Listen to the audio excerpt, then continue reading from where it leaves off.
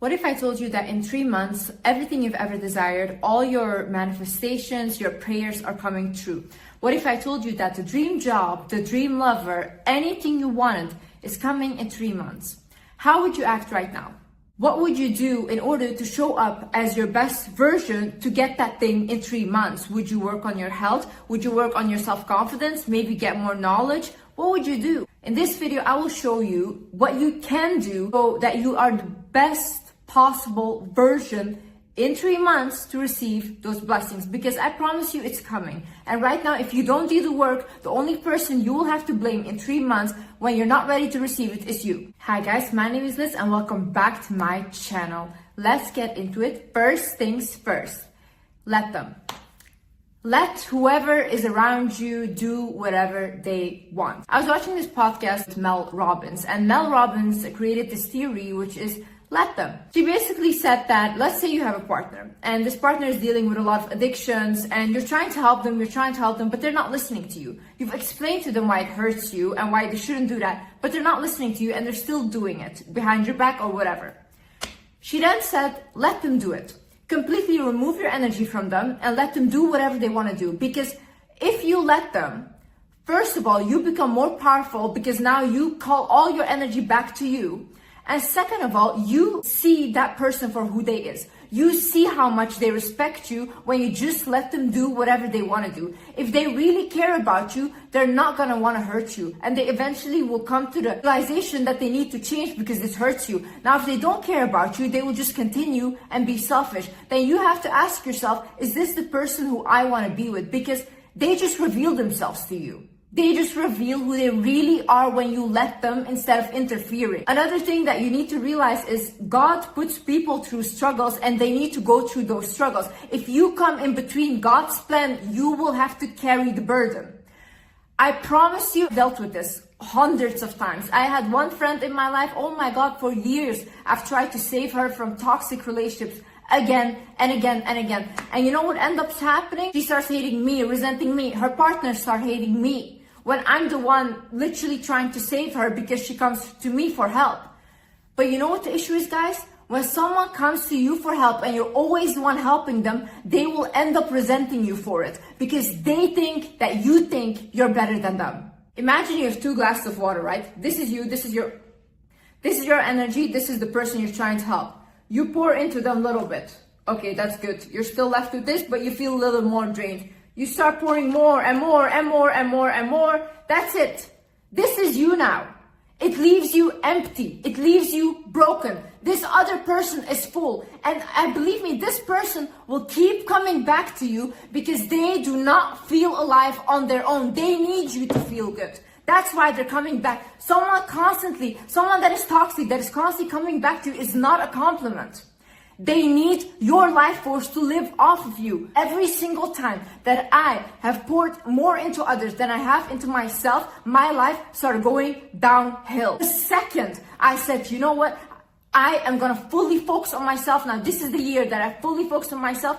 I got every single thing I've ever wanted like this. Fast, guys, fast. You are draining yourself of your energy. There is no enemy. You are your enemy. Another thing is therapy. Therapy is very important to just get to know yourself and really become emotionally intelligent. I've went to therapy myself and I've learned a lot about myself. Your confidence up. How do you get that up? By pure delusion. Pure delusion. First of all, realize this life is not that serious. This world is not that serious. Everyone is walking around, they think about themselves, okay? You think that maybe, oh my God, this is cringy. Oh my God, I'm embarrassed. They're going to look at me different. I promise you, people are thinking about themselves constantly about what do I need to do? What is my future? This and that. They're not thinking that much about you. That's first of all. Second of all, they will forget it anyways. What does it matter? People forget things in 1 week. People forget biggest scandals in 1 week. Not think about the tiny thing that you did. Believe me, okay? So put yourself out there, raise your confidence, walk with your head back, go to the gym, start training your back, okay? Some of you guys are all walking like this because your back muscles are not strong enough. Go to the gym, train your back and walk straight. Only this already will make you look more confident. One of the biggest things is delusion. Delusion. Start speaking to yourself as if you are the best thing on this earth and start doing things that reaffirm to you that you are the best thing on this earth. So you make promises to yourself. Imagine you say right now, oh my God, I'm going to start going to the gym, okay? I'm gonna start going to the gym. I'm gonna get my body that I've always wanted.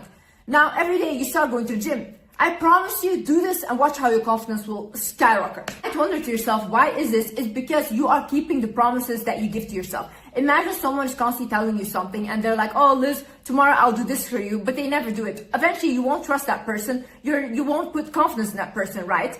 Now, if you lie to yourself like that, you constantly tell yourself, I will do this, I will achieve my dream body, but you never do it. You're lying to yourself, you'll get less confident in yourself. No, start doing the stuff that you said you were gonna do, even if you don't like it. If you don't want to go to gym, but you told yourself you would, just go. Go and have the worst workout you ever had, but at least you showed up. Also, start speaking back to people. If someone is disrespecting you, say, hey, why did you say that? How did you even think that you could talk to me like that? Really, put people in their place. You will see how your confidence starts to rise. No one is defending you. No one is ever defending you. No one has ever defended you since you were a child, okay? Your inner child doesn't feel safe. If your inner child doesn't feel safe, you will not be confident. In order to get your confidence up, you do not allow people to talk down on you, speak to you disrespectfully. They shouldn't even come to you with that energy. They shouldn't even feel comfortable to. You shouldn't even give off the aura that they're allowed to speak to you like that. Speak kind words to yourself. Listen to kind words, affirmations. This works. This works. This will feel as lying in the beginning, but eventually you will start to believe what is said because you're repeating it to your brain every single day. This is science. This is not some magic. This is just pure neuroscience. Research the brain and you'll understand that the things that you have in your mind playing constantly every single day, you will adapt to it. If you think every day like, I am so powerful, I am so powerful, I am so powerful, you will genuinely start to believe that you're powerful, even if that is not the case. That is just how our brain works. So instead of saying to yourself, I'm so ugly, I'm so dumb, this and that, change it. Change it into, I'm so smart, I'm so beautiful, whoa, this world is blessed to have me walk on this earth. Think like that. Things, work on becoming more educated, read more books, research things. We have such easy these days. You have Google, you have ChatGPT, you can research anything you want, you can learn anything you want.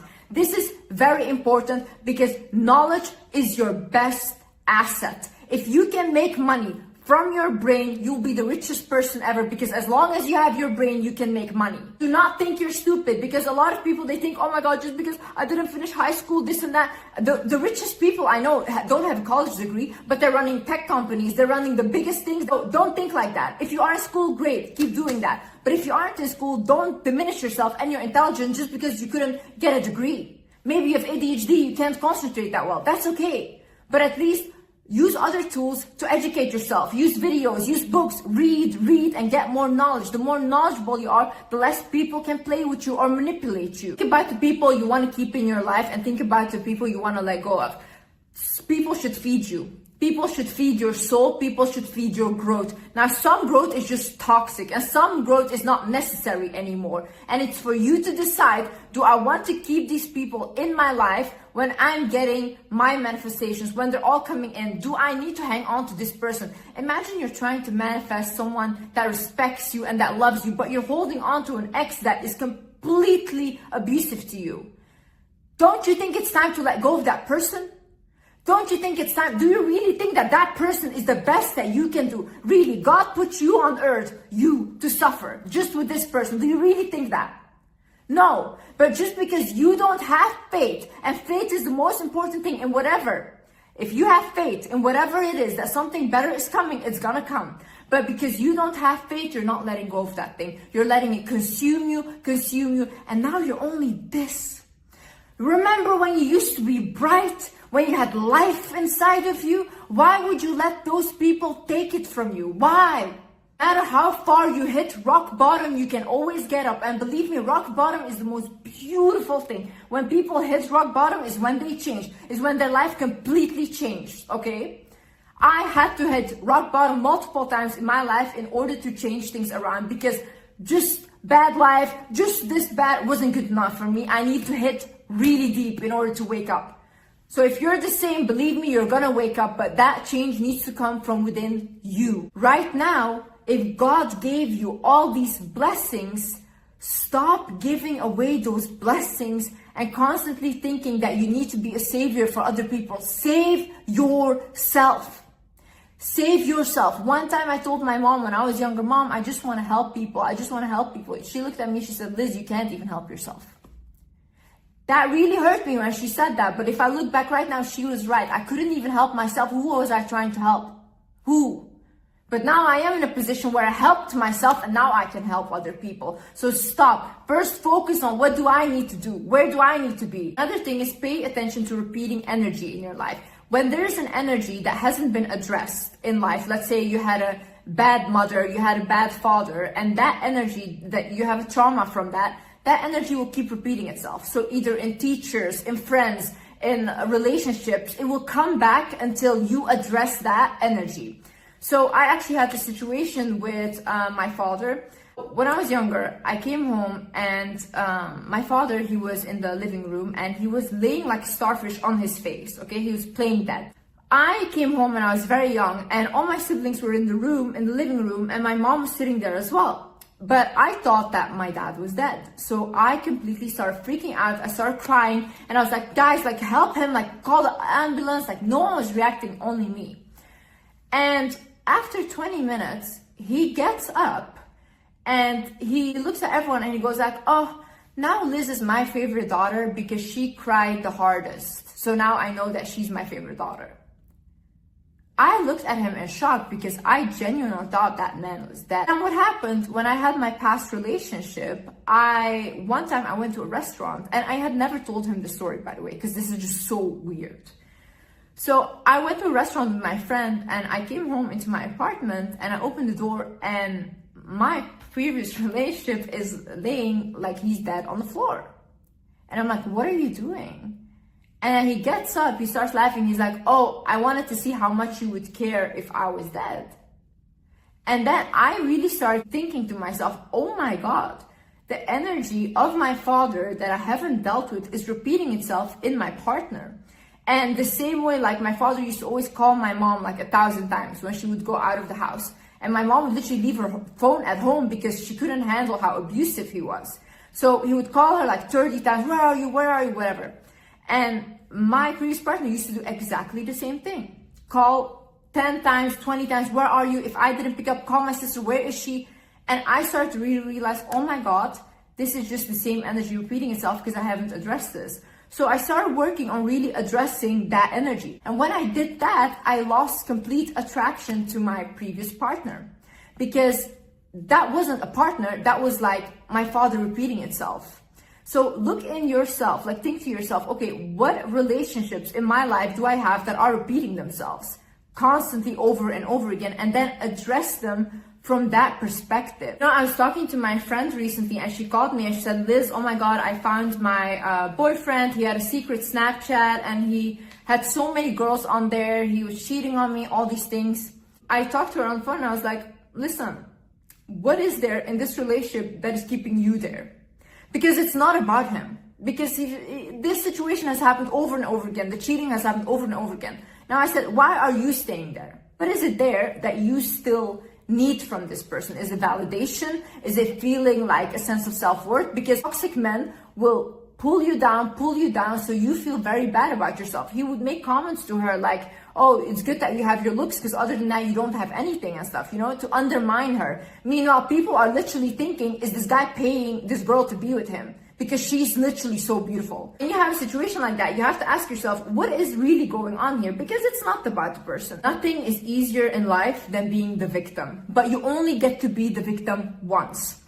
Every single time after that, people don't take you seriously anymore. Believe me, I've observed it. I've observed people like this that constantly are in trouble and victim mindset every single time. People don't take them seriously anymore and people don't respect them. When you are a victim constantly, you give your power away. Take that power back. You're not a victim. You are creator of your own world. So create it in a way that you want to live in it. Create a world that you are happy to wake up to. Another thing is have clear vision and intention of what you want. Most of you guys don't know what you want. You just say it all up in the air. Oh, I want my dream man. What is your dream man? What are his characteristics? Write it down. My man is this for me. My man is funny. My man is intelligent. You can even say my man is tall, like something like that, okay? Write things down. You want a job. I want to be a millionaire. How? What are you good at?